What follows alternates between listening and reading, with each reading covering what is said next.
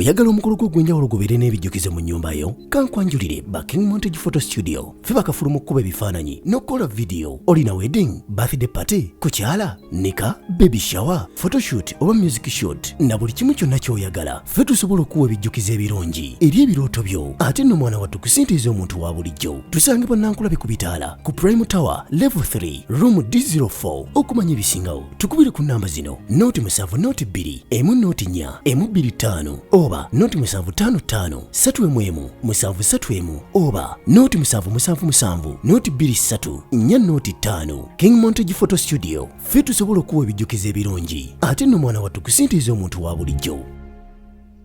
Kwaniza kusakira amanya nze Shakira Nash. Ouze soko jeko ka masiki abantu bakutegerewo Ne wano bantegeera. Anti bobera mu masiki oyinza ofaana mu Grace Can. Covid. Grace Can. COVID-19. Grace Can. Nanti omufaanana. Nedda anko. Neze nyamba. Mateeka oyagala menya mateeka ga gavumenti. Oyagala menya mateeka ga gavumenti. Abantu bamanya erinnya Shakira Nash. Naye ennyimba bazeerabira wali bakubyemu kaakapeera bategeera omutu. Luyimba nga lumu. Like luyimba kisula bulungi. Osule bulungi baby wange webikka omutwe ensiri tezikulwaza. Osule bulungi mukwano webikka omutwe malaria takukwata. Akakayimba kennyini kwe tugenda otandikira ntunagenda wala wonna. Ani yakayiiya? Omugenzi Pastor Igabizaayo. Lwaki yakayiiya? Yali muyiiya yakuzuula mu talenti n'amanya nti katono kino kisobola omukolera kino kisobola omukolera ne kasita akuzuula mu talenti. Ne mukakuba ne kabuuminga ne bakaagala naye abalenzi naliko kakwanirako bbo. Sibimanyi. Mujja simwakuba bukubi. Nze nabampandiikira luyimba nange n'ennyimba luyimba. Kati baba balukwanirako neera lukola gwomanyi kye bayita omukazi okusindikira ka good night message. Revival Band yalinga ekomawo mukadde ako oluvannyuma lwolwo luyimba kyava kuki muzeyi naafa twali tumanyi mugenda kyongerayo. Era yali master planner waakyo ate era ye yali buli kimu wa Revival Band kuba eno yali agituumye New Revival Band, which means nti alina ensonga ze lwaki yali ayagala ki kuzza eno, naye yali agyagala gizzanga okusinga eri mu kyaki naye lwakuba yagendanga amikisingamu ndowooza kyekusinga simanyi ensonga ze naye yali yayagala kuzza ki Revival Band nga n'abakadde ayagala bazza era abasinga yali abatuukiriddeko nga bagamba ngenda kuzza Revival Band ng'alina baatandise okugamba abaali bagenda okukola ki okutandika okutegattako kuba yali alina bayagala tusitukireko ng'agamba ono waanaye kwata n'ono bajja situka teyalina buzibu mu baana be. Afudde muzeeyi afudde.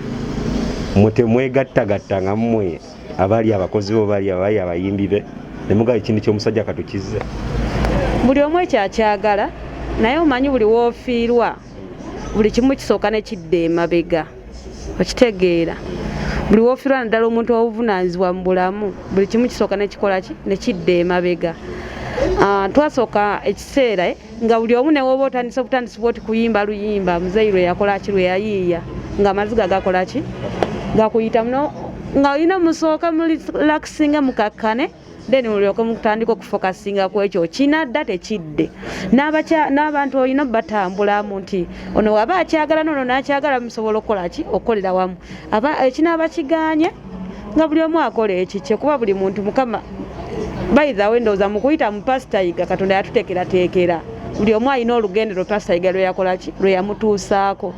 So nze Shakira wembanga kyeyampaako bayithawe nze saali muyimbi nnyo era nali simanyi nnyo kuyimba. Wali muyimbi wa katu? Nali muyimbi wa mu church kiri naawo ndi muyimbi wa mu church. Naye yajjanga era mu church muffeffe nnyini. N'atandika kubanga agamba abaana benfaako ebbali benzija ebbali bandisappointinga kanfune ku baana bange wano muki ewaka nti ne waanaaba akoze eki ajja sigala amanyi nti ki wano weewaka okitegeera.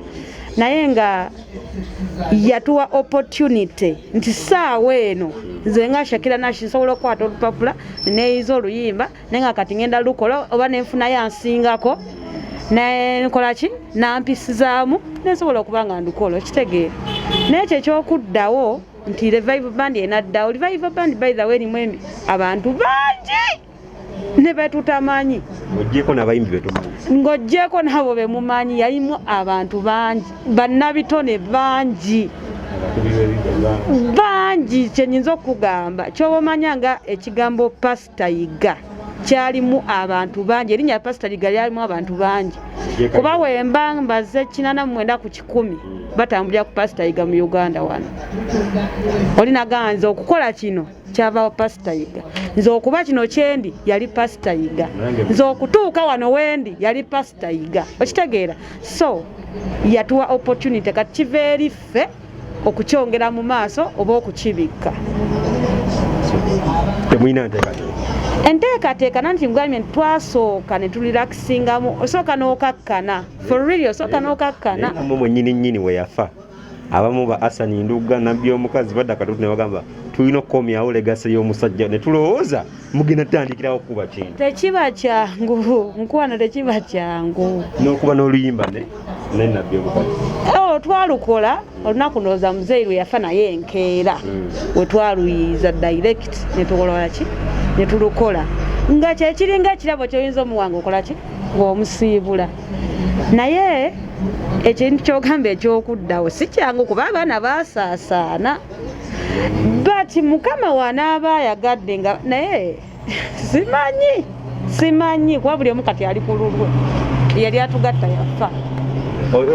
Otera okubira omu ke yali mukamaawo nabbi omukazi tomukubirako kasimu? Nze mu kuyingira mu revival band yes kale nagiyingiramu edda nga tukyali bato naye nga tukola nga badansa dda.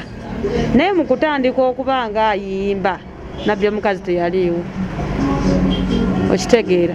Revival band era ndowooza ababadde batandise kugizimbira ku nze nga muzeeyi agamba kati ono waabakozi kino naye nga aleese abaana bangi Balimake, Bamaliya, Basuuna, Bajowani okitegeera, Silivia. Kati ndowooza olaba nti eyo nayo gundi gurupu ndala. Era awo tetwalina mukama waffe muffe. Mukama waffe yali ogu Pastor Yiga. So kati nabbi omukazi nze nali mutwalanga mami kuba twali tumuyita nnyo mami. But for now nyina enamba ye naye munnange oyinza okwemanyiza omuntu nakubuuza kyomunoonyaako okitegeera. Omukubirako kasimu ku mbeera gye yayitamu ey'ekkomera ne Pastor Sirani? Ebyo tubirekere tugenda wala. Ebyo tubireke. Yes namukubirako. Okay. Tuzze mu kaseera kakakati waliwo ebiriwo omukazi gwayita Aneti ne Pastor Jengo. Mbu Pastor Jengo tamulabirira ate amubanja milioni 10 we yali aziwola Pastor Yiga. Yensonga eriwo. Ate gwe wali sekuritale wa Pastor Yiga. Kitegeeza tulina omuntu omutuufu essaawa zino. Basuke batumuulireko ku mbeera eno ebaddewo tukimalize lumu. Manyi lwaki nsese olina statement gyoyogedde mbu ssente yali yaziwola ani? Pastor Yiga. Pastor Yiga yakola ki? Yafa. Oyogedde ekigambo kituufu mu budde obutuufu. Ssente yali yaziwola ani? Pastor Yiga. Pastor Yiga yakola ki? Yafa. Kati ate waaba yafa ani gwabanja? Omusika. Bakiwandika nti omusika alina okusasula ebbanja. Toka omuntu wafa abanja era wemba nkubuuza ekigambo kino we yali amuwola ani yaliyo? Sakiwuliddeko mbu waliwo yaliwo. Yawola Pastor Yiga yamuwola atya era ani yaliwo era yazijjawa?